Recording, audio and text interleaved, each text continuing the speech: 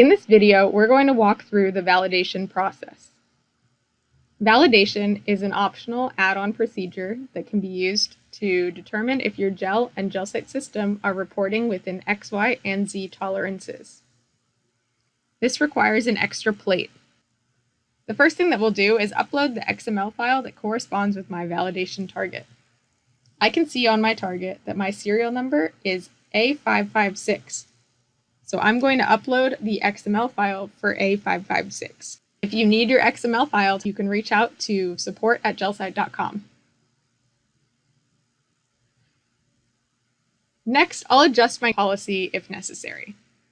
The default thresholds that are in there are the minimums recommended by GelSight, but if your application allows for larger tolerances, you can increase these numbers. And finally, I'll also configure the validation interval.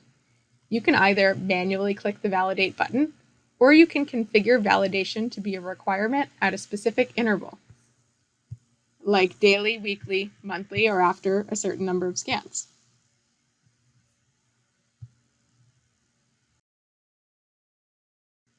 Next, I'll click the Validate button. Autofocus is going to run, and then I'll be able to scan my validation target. We're going to scan the validation target 3 times, rotating the target each time. We want to ensure we're reaching the bottom of each of the grooves. It's not necessary to see the bottom of the holes, as we're just looking at the diameters of them. When I capture these scans, if my images look blurry, I can focus the system.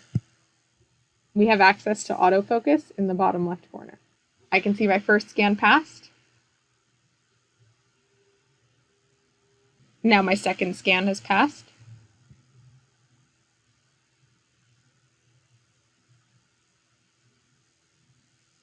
And my third scan has passed.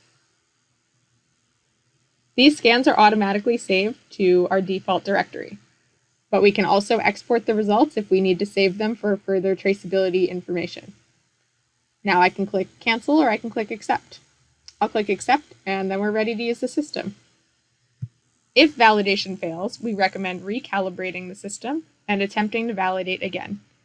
If validation fails a second time, it's recommended to replace your gel.